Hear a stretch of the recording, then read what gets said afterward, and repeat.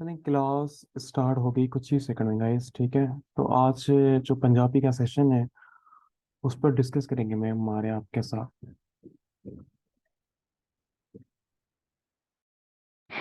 अस्सलाम वालेकुम, मेरी आवाज़ आ रही है? दीदी आवाज़ क्लियर है आपकी।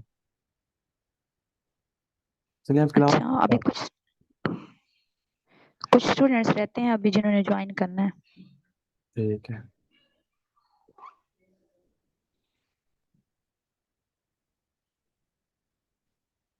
इसे थोड़ा जूम कीजिएगा पीडीएफ को। जी। अच्छा, ये आप लोग, एमन नाम है आपका, बतूल, निम्रा। निम्रा का तो मुझे पता चल गया, उन्होंने मुझे बताया अपने बारे में। और जिन्होंने ए लिखा हुआ है, आपका नाम क्या? अपना नाम मेंशन किया करें यहाँ पे। ठीक है। आप मुझे बताएं, आपने पहले कभी पंजाबी पढ़ी है या फर्स्ट टाइम है? फर्स्ट टाइम है पंजाबी?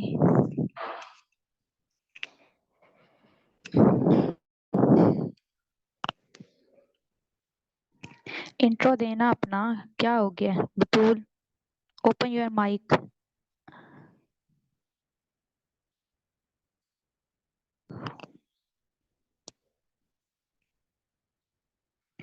एमन आप बोले, आमिना, आमिना नाम है। आमिना आप बोले, माइक ओपन करके बताएं, आपका पंजाबी के साथ फर्स्ट एक्सपीरियंस है? अस्सलाम वालेकुम। जी वालेकुम अस्सलाम, कैसी हैं आप? मैं अल्हम्दुलिल्लाह, मैं ठीक है। आप कैसी हैं? जी अल्हम्दुलिल्लाह। फर्स्ट अटेम्प्ट है आपकी? पंजाबी सब्जेक्ट का मैंने लास्ट सीएसएस में दी है पंजाबी का। अच्छा, आपको फिर पंजाबी लिखनी आती है, समझ भी आती है पंजाबी की? समझ आती है मुझे, बस इशू होता है शेर याद करने। सही शेर है। में ये स्टार्ट से मैं उर्दू के भी शेर नहीं थे, मतलब याद हो जाते हैं तो मतलब जब ज्यादा हो जाते हैं तो मिक्सअप हो जाता है या फिर भूल जाते हैं। अच्छा, नहीं इंशाल्लाह ये आपको सेशन के अंदर ये वाला मसला आपका खत्म हो जाएगा। बाकी आप लिख लेती हैं पंजाबी? जी मैं वो लिख लेती हूँ। चले सही है। अच्छा, इनका फर्स्ट एक्सपीरियंस है। चलें देखते हैं, अल्लाह खैर करेंगे। एक दो क्लासेस के बाद फिर आपने कहा, हमें तो ऐसा लगता है कि पंजाबी हमारी अपनी है। ठीक है, चलें स्टार्ट कर लेते हैं। अभी जिसने फिर आना हुआ वो आ जाएगा या फिर रिकॉर्डिंग ले लेंगे। ठीक है, मेरी आवाज क्लियर है? मेरी आवाज क्लियर है?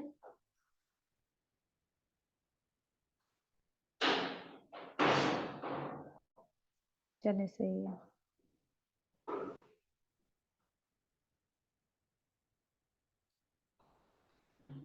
अच्छा, ਅਸੀਂ ਪੰਜਾਬੀ ਦਾ ਸਿਲੇਬਸ ਡਿਸਕਸ ਕਰਨਾ ਹੈ। ਠੀਕ ਹੈ, ਇਹਦੇ ਵਿੱਚ ਸਭ ਤੋਂ ਪਹਿਲੇ ਜਿਹੜਾ ਸਾਡਾ ਮੇਨ ਫੋਕਸ ਹੋਏਗਾ ਨਾ, ਮੇਨ ਕਿ ਉਹਨਾਂ ਨੇ ਇੱਥੇ ਜਿਹੜਾ ਤੁਹਾਡੇ ਸਾਹਮਣੇ ਸਿਲੇਬਸ ਰੱਖਿਆ, ਇੱਥੇ 1 ਬਾਈ 1 ਚੀਜ਼ਾਂ ਦੀ ਡਿਵੀਜ਼ਨ ਕੀਤੀ ਹੋਈ।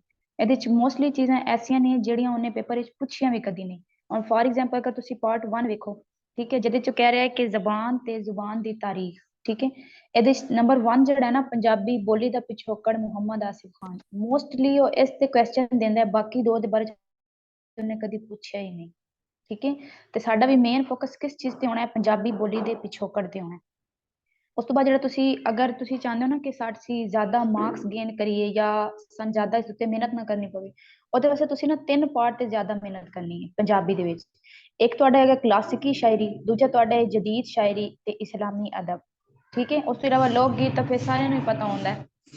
क्लासिकी शायरी दे विच ते जदीद शायरी, इन्हां दोवां अगर तुसी ये दोवें अच्छे तरीके नाल करना, तुहाडे 3-4 क्वेश्चन आराम नाल इत्थों ही लग जांदे ने। अगर तुसी कदी पास पेपर दा एनालिसिस कीता है ना, ते तुहाडे सामने ये गल आराम नाल होएगी कि क्लासिकी शायरी ते जदीद शायरी दे विच तुहाडे 3 ਤੋਂ 4 क्वेश्चन जेहड़े ने ना ਉਹ ईजीली लग जांदे ने। क्लासिकी शायरी ਜਿਹੜੀ है, ਜਿਹੜਾ ਮੇਰਾ ਸੈਸ਼ਨ ਦੇ ਵਿੱਚ ਮੇਨ ਫੋਕਸ ਹੋਏਗਾ ਨਾ, ਸਭ ਤੋਂ ਪਹਿਲੇ ਜਿਹੜੇ ਅਸੀਂ ਡਿਸਕਸ ਕਰਨਾ ਹੈ, ਅਸੀਂ ਕਲਾਸਿਕੀ ਸ਼ਾਇਰੀ ਨੂੰ ਪੜ੍ਹਨਾ ਹੈ ਪਹਿਲੇ, ਫਿਰ ਅਸੀਂ ਜਦੀਦ ਸ਼ਾਇਰੀ ਨੂੰ ਪੜ੍ਹਨਾ ਹੈ, ਫਿਰ ਅਸੀਂ ਇਸਲਾਮੀ ਅਦਬ ਨੂੰ ਪੜਾਂਗੇ ਤੇ ਬਾਕੀ ਚੀਜ਼ਾਂ ਅਸੀਂ ਬਾਅਦ ਵਿੱਚ ਕਰਾਂਗੇ। ਕਿਉਂਕਿ ਅਸੀਂ ਪਹਿਲੇ ਉਹਨਾਂ ਚੀਜ਼ਾਂ ਨੂੰ ਡਿਸਕਸ ਕਰਨਾ ਹੈ ਜਿਨ੍ਹਾਂ ਨੂੰ ਪੜ੍ਹਨ ਤੋਂ ਬਾਅਦ ਸਾਨੂੰ 60% 70% ਸਾਨੂੰ ਯਕੀਨ ਹੋ ਜਾਏ ਕਿ ਸਾਡਾ ਪੇਪਰ ਰੈਡੀ ਹੈ, ਸਾਡਾ ਤੋਂ ਬਰਡਨ ਕੰਮ ਹੋਣਗੇ। ਬਾਕੀ ਚੀਜ਼ਾਂ ਨੂੰ ਅਸੀਂ ਲਾਸਟ ਤੇ ਰੱਖ ਕੇ ਉਹਨਾਂ ਨੂੰ ਡਿਸਕਸ ਕਰਾਂਗੇ। ਠੀਕ ਹੈ, ਹੁਣ ਕਲਾਸਿਕੀ ਸ਼ਾਇਰੀ ਦੇ ਵਿੱਚ ਤੁਸੀਂ ਕੀ ਕੀ ਪੜ੍ਹਨਾ ਹੈ? क्लासिकी शायरी वेखो, सब तो पहले आता है शलूके फरीदी। शलूके फरीदी बाबा फरीद शक्कर ने लिखी। आ जाता है काफियां शाह हुसैन सी हरी। ਇਹਦੇ ਵਿੱਚ ਅਸੀਂ ਜਿੰਨੇ ਵੀ ਲਿਖੇ ਨਾ ਸਾਰੇ ਪੜ੍ਹੇ ਨੇ ਸਿਵਾਏ ਸੈਫੁਲ ਮਲੂਕ ਨੂੰ ਛੋੜ ਕੇ। ਠੀਕ ਹੈ, ਇਹਨੂੰ ਵੀ ਅਸੀਂ ਡਿਸਕਸ ਕਰਾਂਗੇ ਲਾਸਟ ਤੇ ਲੈ ਕੇ, ਕਿਉਂਕਿ ਇਹਦੇ ਬਾਰੇ ਚ ਉਸਨੇ ਕਦੀ ਪੁੱਛਿਆ ਨਹੀਂ ਹੈ। PMS ਵਿੱਚ ਕੁਐਸਚਨ ਦਿੰਦਾ ਹੈ। ਜਿਹੜੇ PMS ਵਾਲੇ ਸਟੂਡੈਂਟ ਨੇ ਉਹਨਾਂ ਨੂੰ ਅਲੱਗਾ ਜਿਹੜੀ ਕਲਾਸ ਹੋਏਗੀ ਨਾ ਉਹਦੇ ਵਿੱਚ ਸੈਫੁਲ ਮਲੂਕ ਡਿਟੇਲ ਨਾਲ ਪੜਾਇਆ ਜਾਏਗਾ, ਲੇਕਿਨ CSS ਵਿੱਚ ਇਤਨਾ ਨਹੀਂ। CSS ਜਿਹੜੇ ਤੁਹਾਡੇ ਪਹਿਲੇ 5 ਇਹਨਾਂ ਤੇ ਖਾਸ ਫੋਕਸ ਕਰਨਾ ਹੈ। ਠੀਕ ਹੈ, ਹੁਣ ਜਿਹੜੀ ਕਲਾਸਿਕੀ ਸ਼ਾਇਰੀ ਆਉਂਦੀ ਨਾ ਇਹਦਾ ਮਤਲਬ ਇਹ ਹੈ ਕਿ ਪੁਰਾਣੇ ਦੌਰ ਦੀ ਸ਼ਾਇਰੀ। ਹੁਣ ਤੁਸੀਂ ਵੇਖੋ ਕਿ ਪੁਰਾਣੇ ਦੌਰ ਦੇ ਵਿੱਚ ਜਿਹੜੇ ਬਾਬੇ ਸੀ, ਠੀਕ ਹੈ, ਉਹਨਾਂ ਦਾ ਕਿਹੜਾ ਕੰਮ ਸੀ ਤੁਸੀਂ ਦੱਸੋ। ਮੈਂ ਪੁਰਾਣੇ ਦੌਰ ਦੇ ਵਿੱਚ ਜਿਹੜੇ ਬਾਬੇ ਸੀ ਉਹਨਾਂ ਦਾ ਕੀ ਕੰਮ ਸੀ, ਉਹ ਕੀ ਕਹਿੰਦੇ ਸੀ ਦੱਸੋ। ਮੈਂ ਪੰਜਾਬੀ ਫॉर एग्जांपल ਪੁਰਾਣੇ ਦੌਰ ਵਿੱਚ ਕੋਈ ਸੂਫੀ ਨਹੀਂ, ਤੁਸੀਂ ਇੰਜ ਲਵੋ ਕਿ ਸੂਫੀ ਹੈ, ਠੀਕ ਹੈ, ਸ਼ਾਇਰ ਹੈ ਨਾ, ਸੂਫੀ ਹੈ। ਸੂਫੀ ਦਾ ਕੰਮ ਇਹ ਹੁੰਦਾ ਸੀ ਕਿ ਉਹਨਾਂ ਨੇ ਲੋਕਾਂ ਨੂੰ ਇਸਲਾਮ ਦੀ ਤਬਲੀਗ ਕਰਨੀ ਹੈ, ਠੀਕ ਹੈ, ਇਸਲਾਮ ਦੇ ਰਾਹ ਤੇ ਲੈ ਕੇ ਆਣਾ ਹੈ, ਅੱਲਾਹ ਦਾ ਦਰਸ ਦੇਣਾ ਹੈ। ਠੀਕ ਹੈ, ਇਹਦਾ ਮਤਲਬ ਕੀ ਹੈ ਕਿ ਜਿਤਨੇ ਵੀ ਕਲਾਸਿਕੀ ਬਾਬੇ ਨੇ ਨਾ ਇਹਨਾਂ ਸਾਰਿਆਂ ਨੇ ਇੱਕੋ ਹੀ ਗੱਲ ਕੀਤੀ ਹੈ। ਠੀਕ ਹੈ, ਇਹਨਾਂ ਸਾਰਿਆਂ ਦੀ ਗੱਲ ਸੇਮ ਹੈ। ਹੁਣ ਮੈਂ ਤੈਨੂੰ ਇੱਕ ਐਗਜ਼ਾਮਪਲ ਦਿੰਦੀ ਹਾਂ। ਸ਼ਾਹ ਜਿਹੜੇ ਬਾਬਾ ਫਰੀਦ ਸਾਹਿਬ ਨੇ, ਠੀਕ ਹੈ, ਉਹ ਕਹਿੰਦੇ ਨੇ ਕਿ ਮੇਰਾ ਇਸ਼ਕ ਵੀ ਤੂੰ, ਮੇਰਾ ਯਾਰ ਵੀ ਤੂੰ, ਮੇਰਾ ਦੀਨ ਵੀ ਤੂੰ, ਈਮਾਨ ਵੀ ਤੂੰ। ਇਹਦਾ ਮਤਲਬ ਹੈ ਕਿ ਉਹ ਅੱਲਾਹ ਤਾਲਾ ਦੀ ਜ਼ਾਤ ਨਾਲ ਮੁਖਾਤਿਬ ਨੇ। ਉਹ ਕਹਿ ਰਹੇ ਨੇ ਕਿ ਹੋਰ ਕੋਈ ਕੁਝ ਨਹੀਂ ਹੈ, ਸਭ ਕੁਝ ਅੱਲਾਹ ਤਾਲਾ ਦੀ ਜ਼ਾਤ ਹੈ। ਇਹਦੀ ਹੈਡਿੰਗ ਕੀ ਬਣੇਗੀ ਕਿ ਵਹਦਤੁਲ ਵਜੂਦ, ਫਲਸਫਾ ਵਹਦਤੁਲ ਵਜੂਦ। ਕਿ ਜਿਹੜੇ ਬਾਬਾ ਫਰੀਦ ਨੇ ਨਾ ਉਹ ਫਲਸਫਾ ਵਹਦਤੁਲ ਵਜੂਦ ਤੋਂ ਨਾਲ ਗੱਲ ਕੀਤੀ ਹੈ। ਫਿਰ ਤੁਸੀਂ ਸੈਕਿੰਡ ਵੇਖੋ, ਉਹਦੇ ਚਾਹੁੰਦੇ ਨੇ ਸ਼ਾਹ ਹੁਸੈਨ। ਠੀਕ ਹੈ, ਹੁਣ ਜਿਹੜੇ ਸ਼ਾਹ ਹੁਸੈਨ ਨੇ ਉਹਨਾਂ ਨੇ ਕਿਹਾ ਹੈ ਕਿ ਰੱਬਾ ਮੇਰੇ ਹਾਲ ਦਾ ਮਹਿਰਮ ਤੂੰ, ਅੰਦਰ ਤੂੰ ਬਾਹਰ ਤੂੰ, ਮੇਰੇ ਰੋਮ ਰੋਮ ਵਿੱਚ ਤੂੰ। ਠੀਕ ਹੈ, ਹੁਣ ਇੱਥੇ ਸ਼ਾਹ ਹੁਸੈਨ ਵੀ ਉਹੀ ਗੱਲ ਕਰ ਰਹੇ ਨੇ ਕਿ ਮੈਨੂੰ ਹਰ ਪਾਸੇ ਅੱਲਾਹ ਤਾਲਾ ਦੀ ਜ਼ਾਤ ਨਜ਼ਰ ਆਉਂਦੀ ਹੈ, ਮੇਰੇ ਅੰਦਰ ਬਾਹਰ ਅੱਲਾਹ ਤਾਲਾ ਹੀ ਅੱਲਾਹ ਤਾਲਾ, ਹੋਰ ਕੋਈ ਚੀਜ਼ ਨਹੀਂ ਹੈ, ਅੱਲਾਹ ਤਾਲਾ ਦੀ ਜ਼ਾਤ ਤੋਂ ਇਲਾਵਾ ਕੋਈ ਚੀਜ਼ ਨਹੀਂ। ਇਹਦਾ ਮਤਲਬ ਕੀ ਹੈ ਕਿ ਉਹ ਵੀ ਅੱਲਾਹ ਤਾਲਾ ਦੀ ਜ਼ਾਤ ਨੂੰ ਬਿਆਨ ਸਿਰਫ ਕਰ ਰਹੇ ਨੇ। ਇਹਦਾ ਮਤਲਬ ਹੈ ਕਿ ਉਹਨਾਂ ਨੇ ਵੀ ਫਲਸਫਾ ਵਹਦਤੁਲ ਵਜੂਦ ਤੇ ਗੱਲ ਕੀਤੀ ਹੈ। ਫਿਰ ਤੁਸੀਂ ਸੁਲਤਾਨ ਬਾਹੂ ਨੂੰ ਵੇਖੋ। ਸੁਲਤਾਨ ਬਾਹੂ ਕਹਿੰਦਾ ਹੈ ਕਿ ਅਲਿਫ ਅੱਲਾ ਚੰਬੇ ਦੀ ਬੂਟੀ ਮੇਰੇ ਮਨ ਵਿੱਚ ਮੁਰਸ਼ਿਦ ਲਾਈ ਹੋ, ਨਫੀ ਅਸਬਾਤ ਦਾ ਪਾਣੀ ਮਿਲਿਆ ਹਰ ਰਗੇ ਹਰ ਜਾਈ ਹੋ, ਅੰਦਰ ਬੂਟੀ ਮੁਸ਼ਕ ਮਚਾਇਆ ਜਾਂ ਫੁੱਲਣ ਤੇ ਆਈ ਹੋ, ਜੀਵੇ ਮੁਰਸ਼ਿਦ ਕਾਮਿਲ ਬਾਹੂ ਜੈ ਬੂਟੀ ਲਾਈ ਹੋ। ਠੀਕ ਹੈ, ਇਹਦੇ ਵਿੱਚ ਵੀ ਹੁਣ ਕਿਹਦੇ ਬਾਰੇ ਚ ਗੱਲ ਕਰ ਰਹੇ ਨੇ, ਅੱਲਾਹ ਤਾਲਾ ਦੀ ਜ਼ਾਤ ਦੇ ਬਾਰੇ ਗੱਲ ਕਰ ਰਹੇ ਨਾ ਕਿ ਮੇਰੇ ਅੰਦਰ ਜਿਹੜੀ ਚੰਬੇ ਦੀ ਬੂਟੀ ਲੱਗੀ ਹੋਈ ਹੈ ਉਹ ਹੁਣ ਮੁਸ਼ਕ ਮਚਾ ਰਹੀ। ਮੁਸ਼ਕ ਮੀਨ ਕਿ ਉਹ ਖੁਸ਼ਬੂ ਦੇ ਰਹੀ ਹੈ। ਠੀਕ ਹੈ, तो ਕਿਹਦਾ ਜ਼ਿਕਰ ਕਰ ਰਹੀ ਹੈ, ਅੱਲਾਹ ਤਾਲਾ ਦਾ ਜ਼ਿਕਰ ਕਰ ਰਹੀ ਹੈ। ਮੀਨ ਕਿ ਇਹਨਾਂ ਨੇ ਵੀ ਫਲਸਫਾ ਵਹਦਤੁਲ ਵਜੂਦ ਤੇ ਗੱਲ ਕੀਤੀ ਹੈ। ਫਿਰ ਤੁਸੀਂ ਭੁੱਲੇ ਸ਼ਾਹ ਤੇ ਆਓ। ਭੁੱਲੇ ਸ਼ਾਹ ਕਹਿੰਦਾ ਹੈ ਕਿ ਰਾਂਝਾ ਰਾਂਝਾ ਕਰਦੀ ਨੀ ਮੈਂ ਆਪੇ ਹੀ ਰਾਂਝਾ ਹੋਈ, ਸੱਦੋ ਨੀ ਮੈਨੂੰ ਧੀਦੋ ਰਾਂਝਾ ਹੀਰ ਨਾ ਆਖੋ ਕੋਈ, ਮੈਂ ਰਾਂਝੇ ਵਿੱਚ ਰਾਂਝਾ ਮੈਂ ਵਿੱਚ ਹੋਰ ਖਿਆਲ ਨਾ ਕੋਈ, ਮੈਂ ਨਹੀਂ ਉਹ ਆਪੇ ਆਪਣੀ ਆਪ ਕਰੇ ਦਿਲ ਜੋਈ। ਇੱਥੇ ਰਾਂਝੇ ਤੋਂ ਮੁਰਾਦ ਰਾਂਝਾ ਹੀਰ ਵਾਲਾ ਰਾਂਝਾ ਨਹੀਂ ਹੈ। इतों मुराद है कि अल्लाह ताला दी जात नाल मुखातिब होकर कह रहे कि मैं अल्लाह ताला दा विरद कर करके मैं अल्लाह ताला दी जात विच समा गया, अल्लाह ताला दी जात मेरे विच समा गई है, मैंने उस तो इलावा कोई जात नजर नहीं आती। ठीक है, ਇਹਦਾ ਮਤਲਬ ਕੀ ਹੈ ਕਿ ਇਹਨਾਂ ਨੇ ਵੀ ਫਲਸਫਾ ਵਹਦਤੁਲ ਵਜੂਦ ਤੇ ਗੱਲ ਕੀਤੀ ਹੈ। ਹੁਣ ਇੱਥੋਂ ਤੁਹਾਨੂੰ ਇੱਕ ਚੀਜ਼ ਸਮਝ ਆਏਗੀ ਕਿ ਜਿਹੜੇ ਕਲਾਸਿਕੀ ਸ਼ਾਇਰੀ ਜਿਤਨੇ ਵੀ ਬਾਬੇ ਨੇ ਨਾ ਉਹਨਾਂ ਸਾਰਿਆਂ ਦਾ ਗੱਲ ਕਰਨ ਦਾ ਮਕਸਦ ਇੱਕੋ ਹੀ ਸੀ। ਉਹਨਾਂ ਨੇ ਸੱਚਾਈ ਦਾ ਦਰਸ ਦਿੱਤਾ, ਵਹਦਤੁਲ ਵਜੂਦ ਤੇ ਗੱਲ ਕੀਤੀ, ਗਰੂਰ ਤੇ ਤਕੱਬੁਰ ਤੇ ਗੱਲ ਕੀਤੀ। ਠੀਕ ਹੈ, ਲੋਕਾਂ ਨੂੰ ਨਮਾਜ਼ ਵੱਲ ਦੀ ਤਲਕੀਨ ਕੀਤੀ। ਠੀਕ ਹੈ, ਉਹਨਾਂ ਨੇ ਲੋਕਾਂ ਨੂੰ ਕਿਹਾ ਕਿ ਤੁਸੀਂ ਅੱਲਾਹ ਦੀ ਰਾਹ ਤੇ ਟੁਰਨਾ ਹੈ। ਤੁਸੀਂ ਸਿਰਫ ਇਸ ਚੀਜ਼ ਤੋਂ ਇਮੇਜਿਨ ਕਰੋ ਕਿ ਜਿਹੜੇ ਸੂਫੀਆ ਕਰਾਮ ਹੁੰਦੇ ਨੇ ਉਹਨਾਂ ਦਾ ਕੀ ਮਕਸਦ ਹੁੰਦਾ ਹੈ। ਠੀਕ ਹੈ, ਅਗਰ ਤੁਹਾਡੇ ਮਾਈਂਡ 'ਚ ਇਹ ਚੀਜ਼ ਸੈੱਟ ਹੋਵੇ ਸੀ, ਤੁਹਾਨੂੰ ਪਤਾ ਲੱਗ ਰਿਹਾ ਸੀ ਕਿ ਕਲਾਸਿਕੀ ਸ਼ਾਇਰੀ ਤੇ ਜਦੀਦ ਸ਼ਾਇਰੀ ਵਿੱਚ ਮਤਲਬ ਮਕਸਦ ਕੀ ਵੇ, ਇਹਨਾਂ ਦੋਵਾਂ ਵਿੱਚ ਫਰਕ ਕੀ ਵੇ। ਠੀਕ ਹੈ, ਕਲਾਸਿਕੀ ਸ਼ਾਇਰੀ ਸਿੰਪਲ ਹੈ ਕਿ ਇਹਦੇ 'ਚ ਉਹ ਬਾਬੇ ਨੇ ਜਿਹੜੇ ਸੂਫੀਆ ਕਰਾਮ ਨੇ ਤੇ ਇਹਨਾਂ ਨੇ ਲੋਕਾਂ ਨੂੰ ਅੱਲਾਹ ਦੀ ਰਾਹ ਤੇ ਲਿਆਉਣ ਵਾਸਤੇ ਮੱਤਾਂ ਦਿੱਤੀਆਂ। ਠੀਕ ਹੈ, ਸਾਰੇ ਹੀ ਸੂਫੀਆ ਕਰਾਮ ਨੇ ਤੇ ਇਹਦਾ ਮਤਲਬ ਹੈ ਕਿ ਸਾਰਿਆਂ ਨੇ ਇੱਕੋ ਜਿਹੀਆਂ ਗੱਲਾਂ ਕੀਤੀਆਂ ਨੇ। ਜੇ ਤੁਸੀਂ ਇਹਨਾਂ ਦੀ ਸ਼ਾਇਰੀ ਪੜੋਗੇ ਨਾ ਤੁਹਾਡੇ ਵਾਸਤੇ ਉੱਥੇ ਆਸਾਨੀ ਹੋਵੇਗੀ। ਜਿਹੜੀ ਗੱਲ ਬਾਬੇ ਫਰੀਦ ਨੇ ਕੀਤੀ ਹੈ ਉਹੀ ਸ਼ਾਹ ਹੁਸੈਨ ਨੇ ਕੀਤੀ ਹੈ। ਅਗਰ ਬਾਬੇ ਫਰੀਦ ਨੇ ਕਿਹਾ ਹੈ ਨਾ ਕਿ ਸੱਚ ਬੋਲਣਾ ਹੈ ਤੇ ਸ਼ਾਹ ਹੁਸੈਨ ਨੇ ਵੀ ਕਿਹਾ ਹੈ। ਅਗਰ ਬਾਬੇ ਫਰੀਦ ਨੇ ਕਿਹਾ ਹੈ ਨਾ ਕਿ ਆਪਣੇ ਜ਼ਾਤ ਦੀ ਨਫੀ ਹੈ ਕਿ ਆਪਣੇ ਉੱਤੇ ਗਰੂਰ ਨਹੀਂ ਕਰੋ ਤੁਸੀਂ, ਤੇ ਉਹ ਗੱਲ ਸ਼ਾਹ ਹੁਸੈਨ ਤੇ ਸੁਲਤਾਨ ਬਾਹੂ ਨੇ ਵੀ ਕੀਤੀ ਹੈ। ਠੀਕ ਹੈ, ਸਾਰਿਆਂ ਦੀ ਹੈਡਿੰਗ ਸੇਮ ਹੈ। ਸਿਰਫ ਤੁਸੀਂ ਕੀ ਕਰਨਾ, ਇਹਨਾਂ ਦੇ 8-8 10-10 ਅਸ਼ਾਰ ਯਾਦ ਕਰਨੇ ਜਿਹੜੇ ਅਲੱਗ ਨੇ। ਹੈਡਿੰਗ ਸਾਰਿਆਂ ਜਦੋਂ ਤੁਸੀਂ ਪੜੋਗੇ ਤੁਹਾਨੂੰ ਇਸ ਚੀਜ਼ ਦਾ ਸਹੀ ਐਕਸਪੀਰੀਅੰਸ ਹੋਵੇਗਾ। ਉਸ ਤੋਂ ਬਾਅਦ ਜਦੀਦ ਸ਼ਾਇਰੀ। ਜਦੀਦ ਸ਼ਾਇਰੀ ਕੀ ਹੁੰਦੀ ਹੈ? ਜਦੀਦ ਸ਼ਾਇਰੀ ਹੁੰਦੀ ਕਿ ਨਵੇਂ ਜ਼ਮਾਨੇ ਦੀ ਸ਼ਾਇਰੀ। ਠੀਕ ਹੈ, ਜਿਹੜੀ ਅੱਜ ਕੱਲ ਚੱਲ ਰਹੀ ਹੈ। ਇਹਨਾਂ ਦੇ ਵਿੱਚ ਜਿਤਨੇ ਵੀ ਸ਼ਾਇਰ ਨੇ ਨਾ ਸਾਰਿਆਂ ਦੇ ਮੌਜੂ ਥੋੜੇ ਵੱਖਰੇ ਨੇ। ਠੀਕ ਹੈ, ਲੇਕਿਨ ਇੰਨੇ ਵੀ ਵੱਖਰੇ ਨਹੀਂ ਨੇ। ਇਹਨਾਂ ਨੇ ਕੀ ਕੀਤਾ ਹੈ, ਜਦੀਦ ਸ਼ਾਇਰ ਜਿਹੜੇ ਨੇ ਜੈਸੇ ਜਿਵੇਂ ਅਹਿਮਦ ਰਾਈ ਹੈ, ਬਾਕੀ ਸਦੀਕੀ ਹੈ, ਮੁਨੀਰ ਨਿਆਜ਼ੀ ਹੈ, ਇਹਨਾਂ ਨੇ ਕੀ ਕੀਤਾ ਹੈ ਕਿ ਇਹਨਾਂ ਨੇ ਜਿਹੜੇ ਹਾਲਾਤ ਆਪਣੀ ਅੱਖਾਂ ਨਾਲ ਵੇਖੇ ਸੀ ਨਾ ਇਹਨਾਂ ਨੇ ਉਸ ਨੂੰ ਬਿਆਨ ਕੀਤਾ ਹੈ। ਫॉर एग्जांपल ਮੈਂ ਤੁਹਾਨੂੰ ਦੱਸਾਂ, ਇੱਕ ਮੈਂ ਜਿਹੜੀ ਪਿਛਲੀ ਕਲਾਸ ਉਹਦੇ ਵਿੱਚ ਇੱਕ ਇਹਨਾਂ ਦਾ ਟੌਪਿਕ ਸੀ ਜਿਹੜਾ ਬਾਰ-ਬਾਰ ਦੁਹਰਾਇਆ ਗਿਆ, ਫਿਊਡਲਿਜ਼ਮ। ਠੀਕ ਹੈ, जागीरदाराना निजाम पता है ना तुसें सारिਆਂ ਨੂੰ फ्यूडलिज्म ਦਾ फ्यूडलिज्म ਦਾ पता है सारिਆਂ ਨੂੰ आमिना बतूल मरियम मुदस्सिर निमरा दसो फ्यूडलिज्म के बारे च पता है जी की होंदा फ्यूडलिज्म निमरा को नहीं पता अच्छा फ्यूडलिज्म ਉਹ ਹੁੰਦਾ ਹੈ ਜਿਹਦੇ ਜਾਗੀਰਦਾਰਾਨਾ ਨਿਜ਼ਾਮ ਮੀਨ ਕਿ ਜਿਹਦੇ ਚ ਨਾ ਵਡੇਰੇ ਆਉਂਦੇ ਨੇ ਗਾਉਂ ਦੇ ਵਿੱਚ ਠੀਕ ਹੈ ਉਹ ਕੀ ਕਰਦੇ ਨੇ ਕਿ ਉਹਨਾਂ ਥੱਲੇ ਜਿਹੜੇ ਮੁਲਾਜ਼ਮ ਹੁੰਦੇ ਨੇ ਜਿਹੜੇ ਖੇਤਾਂ 'ਚ ਕੰਮ ਕਰ ਰਹੇ ਉਹਨਾਂ ਦੇ ਉੱਤੇ ਜ਼ੁਲਮ ਵਿਚਾਰ ਕਰਨਾ ਠੀਕ ਹੈ ਆਪਣੇ ਉਹਨਾਂ ਨੂੰ ਤਨਖਾਹ ਨਹੀਂ ਦੇਣੀ ਮਤਲਬ ਇਹ ਹੁਣ ਰੀਸੈਂਟਲੀ ਵੀ ਇੱਕ ਵਾਕਿਆ ਹੋਇਆ ਸੀ ਉਹਨਾਂ ਨੇ ਇੱਕ ਬੱਚੇ ਦੇ ਹੱਥ ਕੱਟ ਦਿੱਤੇ ਸੀ ਠੀਕ ਹੈ ਮੀਨ ਕਿ ਜਿਹੜਾ ਵਡੇਰਿਆਂ ਦਾ ਸਿਸਟਮ ਹੁੰਦਾ ਜਾਗੀਰਦਾਰਾਨਾ ਨਿਜ਼ਾਮ ਠੀਕ ਹੈ ਨਿਮਰਾ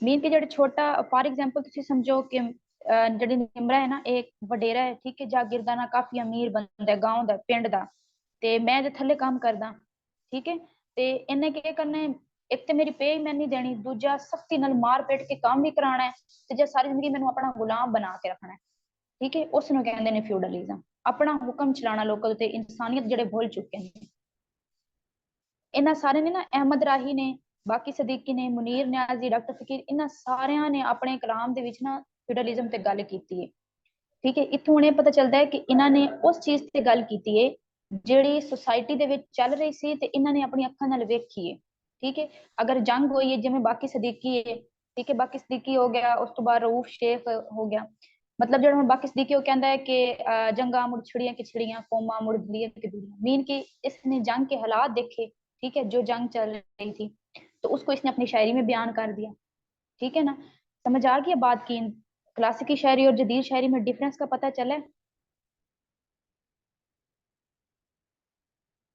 क्लासिकी शायरी और डिफरेंस इन दोनों में डिफरेंस का पता चल गया कोई क्वेश्चन हो तो पूछ लें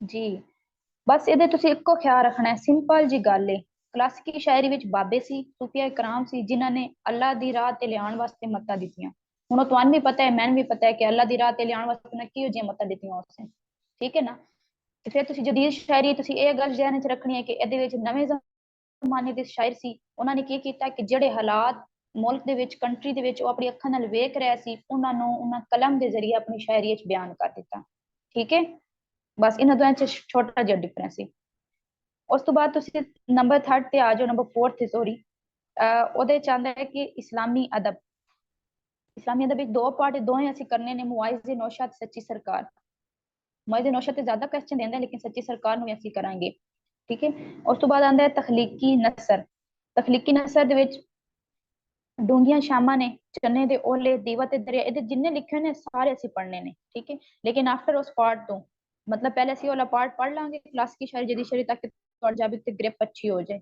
ਫਿਰ ਅਸੀਂ ਨਾ ਕਿਉਂਕਿ ਇਹਦੇ ਵਿੱਚ ਸ਼ਾਇਰੀ ਨਹੀਂ ਹੈ ਤੁਹਾਨੂੰ ਪੜਨ ਦਾ ਇਹ ਤੁਸੀਂ ਇੰਜ ਪੜਨਾ ਹੈ ਕਿ ਜਿਵੇਂ ਤੁਸੀਂ ਇੱਕ ਐਸੇ ਪੜ ਰਹੇ ਹੋ ਜਾਂ ਕੋਈ ਕੁਐਸਚਨ ਪੜ ਰਹੇ ਹੋ ਪਾਕਿਸਤਾਨ ਅਫੇਅਰ ਦਾ ਇਹਨਾਂ ਨੂੰ ਇਸ ਤਰੀਕੇ ਨਾਲ ਲੈ ਕੇ ਜਾਣਾ ਹੈ ਉਤਲੇ ਜਿਹੜੇ ਨੇ ਉਹ ਥੋੜਾ ਫਨੀ ਵੀ ਹਨ ਕੁਝ ਸ਼ਾਇਰਾਂ ਦੇ ਜਿਵੇਂ ਜਦੀਦ ਸ਼ਾਇਰੀ ਵਿੱਚ ਠੀਕ ਹੈ ਤੇ ਕੁਝ ਉਹਨਾਂ ਦੇ ਵਿੱਚ ਤੁਹਾਨੂੰ ਲੈਸਨ ਵਗੈਰਾ ਵੀ ਮਿਲਦਾ ਹੈ ਕੁਝ ਉਹਨਾਂ ਦੇ ਵਿੱਚ ਮਤਲਬ ਫਨ ਸਾਰਾ ਕੁਝ ਪੈ ਜਾਂਦਾ ਮਿਕਸ ਕਰਕੇ ਤੁਸੀਂ ਇੰਟਰਸਟ ਲੈ ਕੇ ਪੜ੍ਹਦੇ ਹੋ ਸ਼ਾਇਰੀ ਵਾਲਾ ਪਾਰਟ ਇਹ ਵਾ ਥੋੜਾ ਜਿਹਾ ਆ ਰਹਿੰਦਾ ਜਿਵੇਂ ਕਿ ਹੁਣ ਤੁਸੀਂ ਵੇਖੋ ਪਾਕਿਸਤਾਨ ਅਫੇਅਰ ਦਾ ਕੁਐਸਚਨ ਹੈ ਹੁਣ ਤੁਸੀਂ ਬਸ ਇੱਕ ਵੇ ਚ ਲੈ ਕੇ ਜਾਣਾ ਹੈ ਤੇ ਉਹ ਤਖਲੀਕੀ ਨਸਰ ਤੇ ਇਸਲਾਮੀ ਅਦਬ ਵੀ ਥੋੜੀ ਇਸ ਤਰ੍ਹਾਂ ਦੀਆਂ ਚੀਜ਼ਾਂ ਨੇ ਠੀਕ ਹੈ ਇਸ ਵਾਸਤੇ ਇਹਨੂੰ ਲਾਸਟ ਰੱਖਿਆ ਤਾਂ ਕਿ ਤੁਸੀਂ ਪੰਜਾਬੀ ਤੋਂ ਬੋਰ ਨਹੀਂ ਹੋਵੋ ਇਹਨਾਂ ਸਾਰਿਆਂ ਨੂੰ 1 ਬਾਈ 1 ਡਿਸਕਸ ਕਰੀਏ ਇਨਸ਼ਾਅੱਲਾ ਡੂੰਘੀਆਂ ਸ਼ਾਮਾਂ ਚਨੇ ਦੇ ਓਲੇ ਫਰਖੰਦਾ ਲੋਧੀ ਨੇ ਲਿਖਿਆ ਦੀਵਾ ਤੇ ਦਰਿਆ ਜਿਹੜਾ ਹੈ ਉਹ ਅਫਜ਼ਲ ਐਹਸਨ ਰੰਧਾਵਾ ਨੇ ਲਿਖਿਆ ਬੋਲ ਮਿੱਟੀ ਦੇ ਬਾਵਿਆ ਸਜਾਦ ਹੈਦਰ ਚੌਂਪੜਾ ਜਿਹੜਾ ਹੈ ਉਹ ਅਰਸ਼ਦ ਮੀਰ ਸਾਹਿਬ ਆਂਦਾ ਹੈ समझ आ गई इत्थों तक सिलेबस दी कोई क्वेश्चन किसी का कोई क्वेश्चन होवे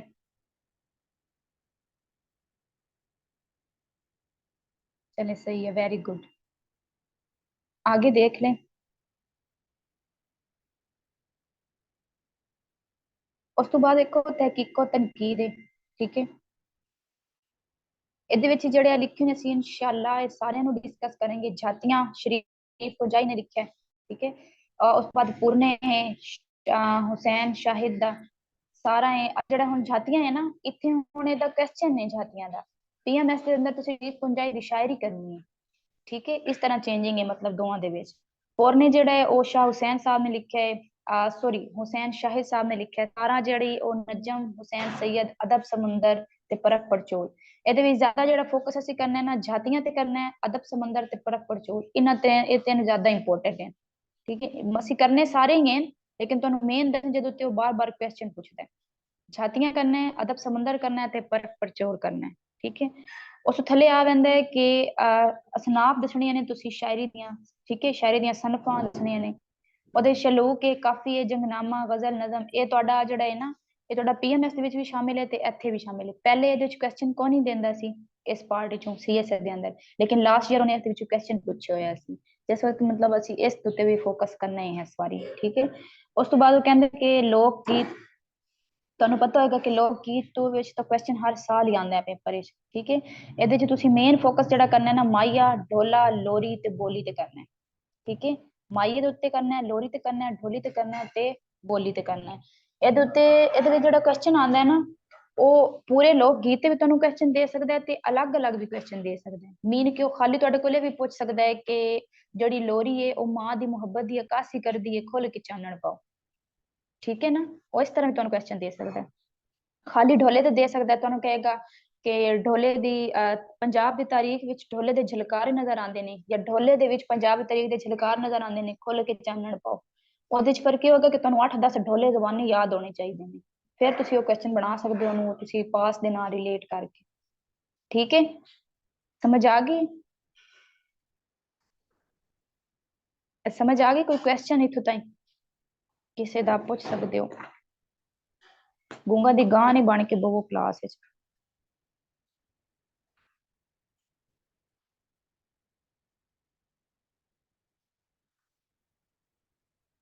देखें आपको समझ आ रही है ना बतूल के मैं क्या बोल रही हूँ तो मुश्किल नहीं है जब हम पढ़ेंगे ना क्लास में इस तरह पढ़ाती हूँ मैंने रजिस्टर के ऊपर पढ़ाती हूँ मार्कर के साथ ठीक है तो उसमें ये होता है कि बच्चों को ना 1 से 2 क्लास के बाद ना उनको पंजाबी लिखनी भी आ जाती है और पंजाबी की समझ भी आ जाती है ठीक है तो आपको इश्यू नहीं होगा आप 2 क्लासें लें ना तो उसके बाद आप खुद कहेंगे कि मुझे पंजाबी आ गई है कोई मसला नहीं है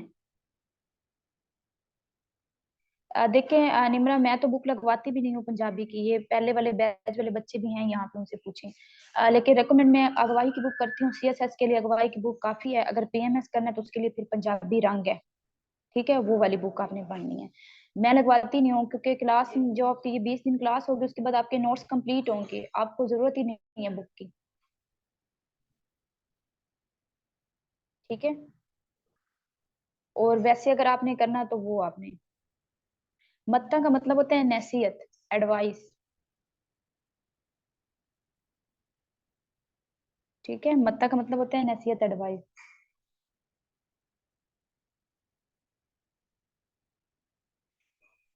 समझ आ गई है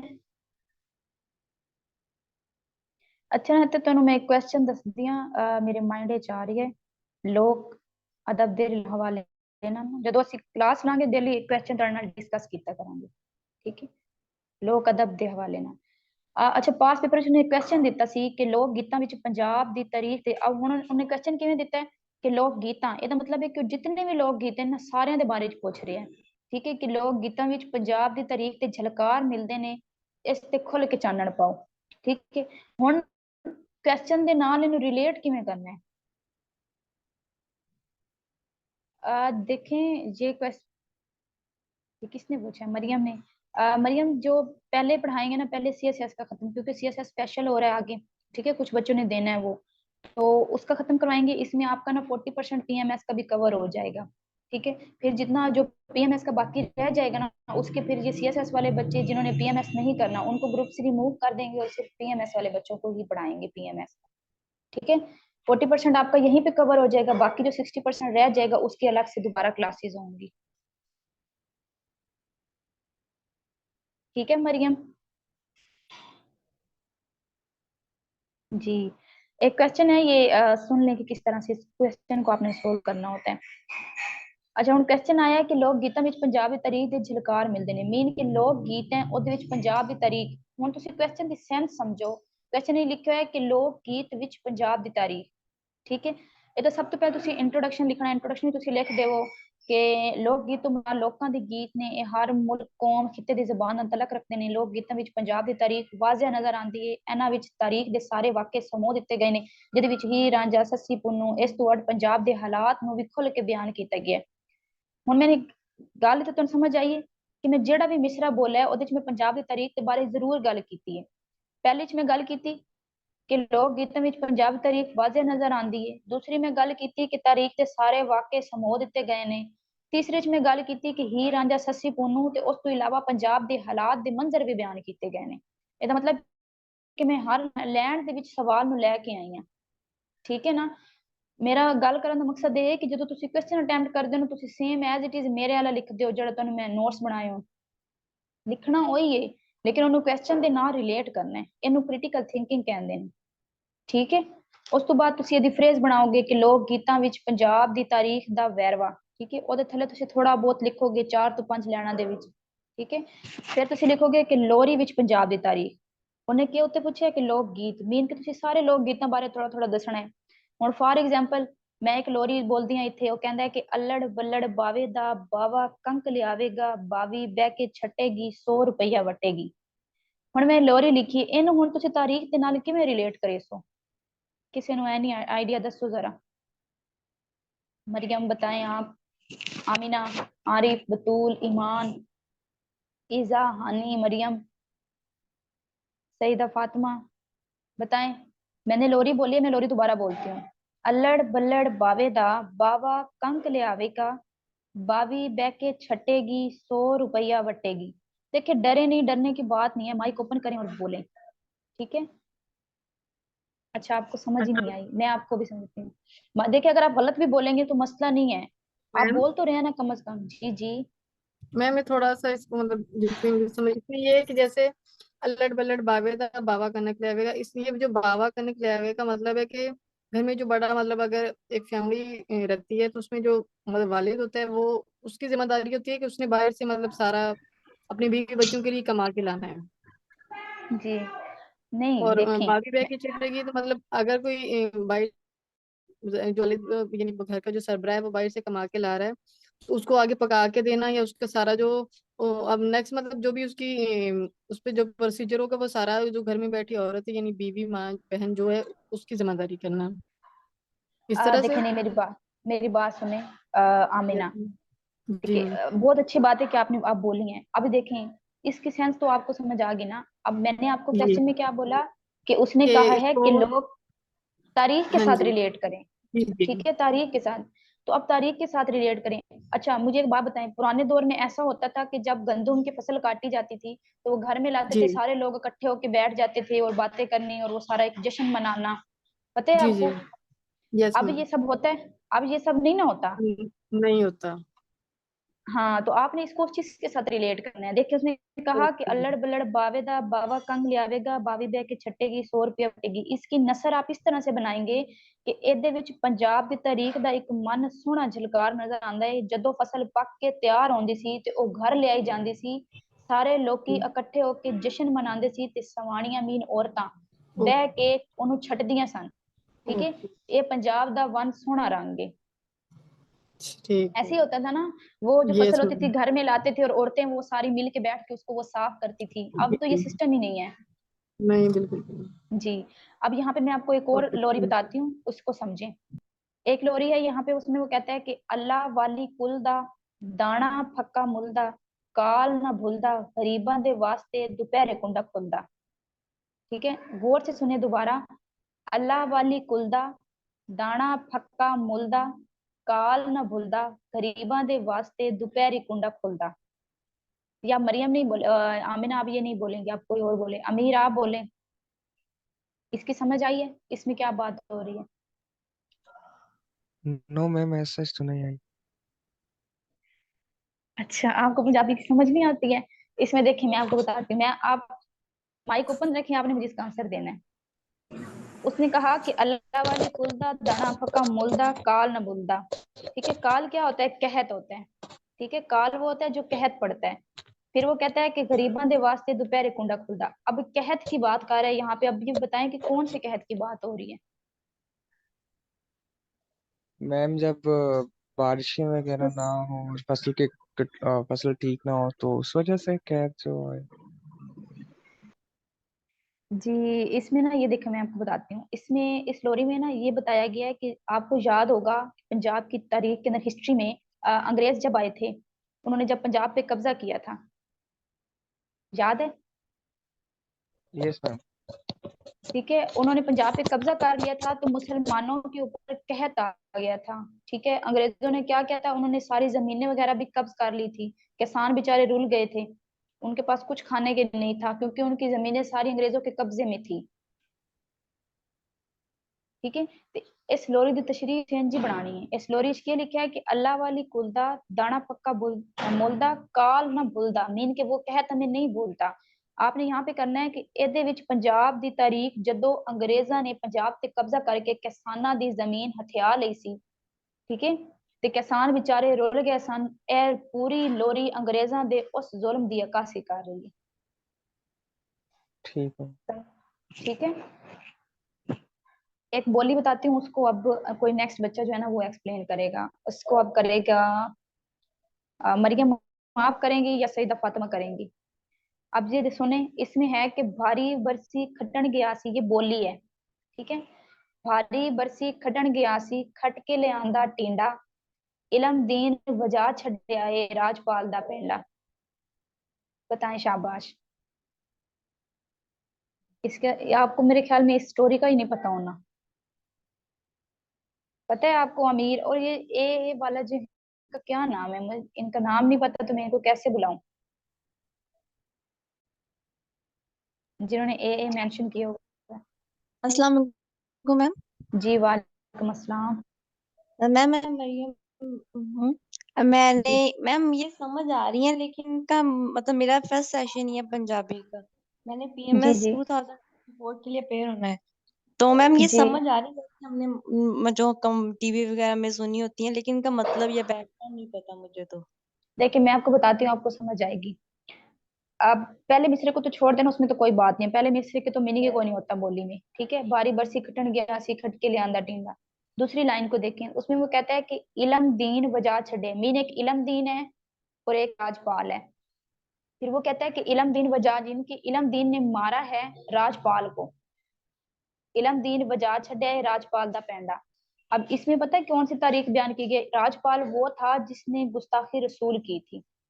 ठीक है, राजपाल वो था जिसने गुस्ताखी रसूल की थी, तो इलम दीन ने उसका सर ही कलम कर दिया था। समझ आई आपको?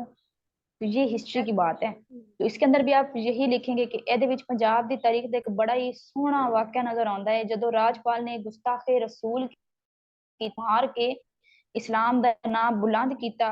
ਉਸ ਦੇ ਇਸ ਅਮਲ ਤੋਂ ਨੌਜਵਾਨਾਂ ਵਿੱਚ ਇਸਲਾਮ ਦੀ ਮੁਹੱਬਤ ਦਾ ਜੋਸ਼ ਤੇ ਜਜ਼ਬਾ पैदा होया ਤੇ तारीख ਦੇ वंश सोना शिकार है। समझ आई आपको? जी मैम अब समझ आ गई है। मैम पे जी इसके लिए ना मेरा स्टार्ट क्या है, तो आप मुझे थोड़ी गाइडेंस दे सकते हैं कि मैं कहाँ से पढ़ना शुरू करूँ, ताकि इनका जो बेस है वो पता चल जाए, जो बैकग्राउंड भी है सारा। ये देखिए, जब आप सेशन लेंगे ना वहाँ पे आपको सारी चीजें क्लियर हो जाएंगी, क्योंकि वहाँ पे बिल्कुल डिटेल में एक एक चीज को हमने डिस्कस करना है। और फिर क्लास के अंदर ही आपके नोट्स ही बनते जाएंगे, तो आई थिंक आपको मुश्किल नहीं होगी। ठीक है, 2 से 3 क्लासेस के बाद आपको हर चीज समझ में आने लग जाएगी। Okay ma'am, thank you. जी। अच्छा, ये मेरे जो पुराने बच्चे हैं ना, इन्होंने कल कुछ परसों टेस्ट दिए हैं, फिर इन्होंने मुझे कहा कि हमारे को नहीं करने सामने। तो ये एक क्वेश्चन मैं यहाँ पे कर रही हूँ। ये इनका क्वेश्चन नहीं है, इन्होंने सोल्व किया। जो आप सब सुन रहे हैं? किधर है वो? ईमान, मुदस्सिर, राबिया, हानी। हाँ जी। अब देखिए मैं आपको यहाँ पे समझाती हूँ। अब उसने क्वेश्चन में क्या पूछा है? बाबा फरीदगंज शक्कर ने इखलाकियात में इसे इंसानी जीवन zoom दी करें कुंजी करार दिता है। ताकि स्क्रीन में सबको सही से नजर आए। सही नहीं नजर आ रही? नहीं, थोड़ा जूम करें, अभी सही है? थोड़ा और करें, फिर आप आहिस्ता ऐसा 1 पे 1 लाइन या बताते जाना चीज़ों को। मैम आ रही है नजर। हाँ, यहाँ हमको से सही ठीक है। नजर आ रही है। ठीक है, अब यहाँ पे देखिए क्वेश्चन था कि बाबा फरीदगंज शक्कर ने इखलाकियात में इंसानी जीवन दी कुंजी करार दिता। ठीक है। अब सबसे पहले इसमें मुढ़ली गल बात लिखी है। अब नीचे पढ़े, ਜਦੋਂ ਸਮਾਜ ਵਿੱਚ ਇਖਲਾਕੀ ਕਦਰਾਂ ਨੂੰ ਜ਼ਵਾਲ ਆਂਦਾ ਹੈ ਤੇ बुजुर्गां दा ध्यान दीन नु कायम करने वाला लग जाता है। ये देखिए, ये मैंने सारी बात आप बताई है ना। फिर उसने कहा कि बाबा फरीद पंजाबी जबान के पहले मालूम ते बकायदा शायर ने जिन्हें इखलाकियात, अब मैंने यहाँ पे इखलाकियात की आपको जो मैंने पढ़ाया वहां पे शलूक था, ठीक है, लेकिन मैंने यहाँ पे इखलाकियात क्यों लिखा, क्योंकि उसने यहाँ पे क्वेश्चन में पूछा हुआ था इखलाकियात, ठीक है। तो शलूक वाला वर्ड छोड़ दिया और मैंने यहाँ पे कर दिया कि जिन्ना इखलाकियात दा दर्स दिता है, तुसा इखलाकियात दे दर्स विच वक्खो वक शैवां दा जिक्र कीता है, ਤੁਹਾਡੇ दर्स विच रब दी याद। अब ये बात देखिए यहाँ से आगे ये आप सारा खुद से बना सकते हैं। ये वाली सारी वो बातें हैं जो आप क्वेश्चन के अंदर लिखने जा रहे हैं, जो आप हेडिंग्स बनाने जा रहे हैं, ठीक है। अब आपकी हेडिंग यही थी कि उसने कहा दर्स विच रब दी याद, नमाज वल ध्यान ते इस्लाम दी तलकीन सगों हर गल खुल के बयान की गई है। तुसा दा कहना है कि इखलाकियात उते अमल करके ही असी रब दी मार्फत हासिल कर सकते हैं। समझ आई।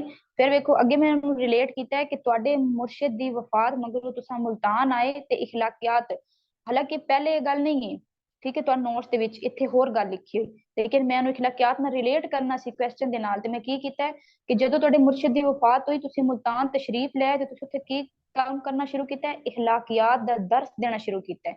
इन्हू मैं क्यों लिखा है, क्योंकि मेरे क्वेश्चन दे विच लिखा होया सी। समझ आई इंट्रोडक्शन दी? इंट्रोडक्शन दी समझ आई है? Yes ma'am. Yes ma'am. अच्छा जी, किसी ने क्वेश्चन पूछना है? अली रजा जी पूछे क्वेश्चन। अच्छा, आपने इंग्लिश से रिलेटेड आप एंड में पूछिएगा, सर आपको बताएंगे, ठीक है। अच्छा, इसके बाद देखें आप, अब हम वेरवा करते हैं इसका। एक्चुअली क्लास को लेट हो रही थी तो मैंने पीडीएफ नहीं बनाया।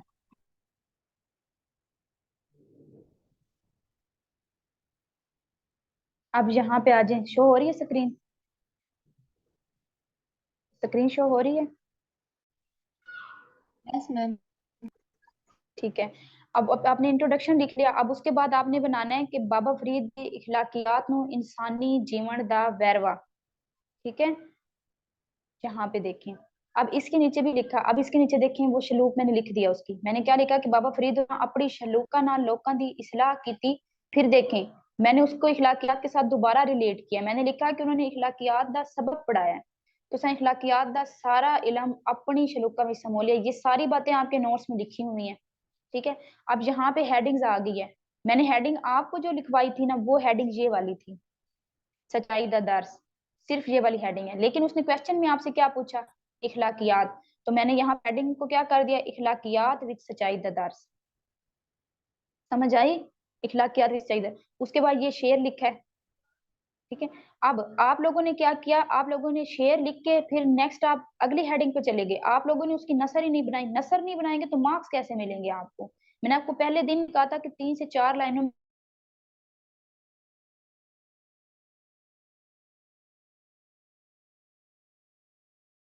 ਦਾ सच दी बोली बोल फरीदा, ਇਹਦੇ ਥੱਲੇ ਤੁਸੀਂ ਲਿਖਣਾ ਸੀ ਤੁਸੀਂ सच ਨੂੰ इखलाकियात ਦਾ अहम जुज करार ਦਿੱਤਾ। अब इखलाकियात वाला वर्ड आया ना तशरीह में, फिर ਤੁਸੀਂ ਦਾ ਕਹਿਣਾ ਹੈ ਕਿ ਸਾਨੂੰ सच ਤੇ हक ਦੀ बोली बोलनी ਚਾਹੀਦੀ ਹੈ, ਸਗੋਂ ਜਿੰਨਾ ਵੀ ਔਖਾ ਵੇਲਾ ਆਵੇ, ਕਿਉਂ ਜੇ सच बोल के ਅਸੀਂ ਆਪਣੇ इखलाक ਨੂੰ ਸਵਾਰ ਸਕਦੇ ਹਾਂ ਤੇ ਰੱਬ ਦੀ मार्फत हासिल कर सकते हैं।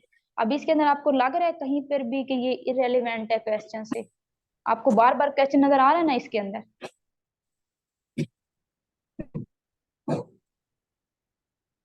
बताएं मुझे मुदस्सिर, हानी, आप यस लोगों ने किस तरह मैम। किया है क्वेश्चन? मैंने इस तरह पढ़ाया आप लोगों को, लेकिन नए बच्चों को भी समझ आ गया कि हमने इस तरह से क्वेश्चन सोल्व करना है। मैंने इसी वजह से इनकी क्लास में रखा कि कल इनको मसला नहीं हो जो आप लोगों ने किया है।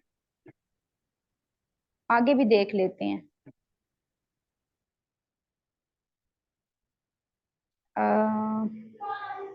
अच्छा, अभी ये देखें, अब यहाँ पे देखें, गरूर ते तकब्बुर दी निंदिया इखलाकियात, मैंने आपको सिर्फ यहाँ तक पढ़ाया, ठीक है। गरूर ते तकब्बुर मैंने तो शॉर्टकट बताना है ना। अब पेपर में अगर मैं आपको ये वाला पढ़ा दूं, गरूर ते तकब्बुर दी निंदिया इखलाकियात, पेपर में इखलाकियात वाला क्वेश्चन ही नहीं आए तो आप कहेंगे आपने तो हमें कहा था इखलाकियात वाला पढ़ना है। इस वजह से मैंने आपको ये मेन हेडिंग करवाई है, सबर दा दर्स गरूर ते तकब्बुर दी निंदिया, कि बाकी आपने क्वेश्चन के साथ रिलेट करके खुद उसको बनाना है। ठीक है। अब इसके नीचे शेर लिखा है मैंने, देखें, जात सिर्फ खुदा दी ऊंची, बाकी सब कुछ मिट्टी मिट्टी। अब इसको फिर मैंने क्वेश्चन के साथ रिलेट करना है, नसर को। इसकी ये नसर बनाई है, नीचे लिखा है कि तुसां इखलाकियात दी रोशनी विच गरूर ते तकब्बुर ते चानण पाया है। किसकी रोशनी में? इखलाकियात की रोशनी में। ठीक है। ते गरूर तुसां दा कहना है कि गरूर मिट्टी विच मिल जांदा है, इत्थे कोई वड्डा निक्का नहीं है, सब भी मिट्टी, सब ने मिट्टी विच मिलना है, बस उस रब दी जात उच्ची है। इसमें रेलिवेंट बात है कोई क्वेश्चन से? और आपको क्वेश्चन भी नजर आ रहा है। अब फॉर एग्जांपल आप मेरा ये वाला पेज पढ़ रहे हैं, तो आपको क्या लग रहा है कि क्वेश्चन कौन सा होगा? आप ये अपने माइंड में सोचें, यहाँ पे आपको क्या लग रहा है कौन सा क्वेश्चन होगा? आपको पता ना कि अब फॉर एग्जांपल मैंने यहाँ पे भी इखलाकियात की बात की, फिर मैंने नसर के अंदर भी यहाँ पे भी इखलाकियात की बात की, फिर मैंने यहाँ भी इखलाकियात की बात की, ठीक है, फिर मैं यहाँ नीचे भी बात कर रही हूँ। आपको अब पीछे जाके क्वेश्चन देखना पड़ेगा दोबारा। आपको समझ आ रही है ना कि इसका मतलब है कि एग्जामिनर ने इखलाकियात वाला क्वेश्चन पूछा है। समझ आ रही है जी? तो मेरा मकसद यही है आपको बताना। देखें, आपका इंसल्ट करना मकसद नहीं है मेरा, ना ये आपकी इंसल्ट हो रही है आप कहें कि नए बच्चों के सामने ये सब, ऐसी कोई बात नहीं है। नए बच्चों के सामने इस वजह से किया कि वो ये मिस्टेक ना करे दोबारा। ठीक है। अब मुझे ये सारे बच्चे शायद सेशन नहीं भी लेंगे, कुछ बच्चे वो भी होंगे, लेकिन फिर ये आगे जाके मिस्टेक्स करेंगे। इस वजह से क्वेश्चन इनके सामने रखा कि आप चाहे नंबर 8 हेडिंग भी एग्जामिनर आपकी पढ़ रहे हैं ना, उसको क्वेश्चन नहीं देखना पड़े कि क्वेश्चन कौन सा था, उसके अंदर आपका क्वेश्चन जो है वो खुद ब खुद नजर आना चाहिए। ठीक है, समझ आ गई है? आज के बाद ना डेली एक क्वेश्चन हम क्लास के अंदर सोल्व ओवर डिस्कस करेंगे। ठीक है, कोई अस्सलाम क्वेश्चन वालेकुम किसी का हो? जी जी, वालेकुम अस्सलाम। मैम। यहाँ पे ये भी जो आपने स्क्रीन पे एक पेज शो हो रहा है, इसमें शेर पहले लिखा हुआ है, उसके बाद उसके आई थिंक सो नसर बताएंगे। क्या हम जैसे हमने हेडिंग दी हुई है गुरूर तो कबड्डी नदिया क्या क्या दी रोशनी विच, जी, हम पहले इसके बारे में लिखें और लास्ट पे शेर लिखें, इस तरह से नहीं होगा? ये शेर पहले लिखेंगे?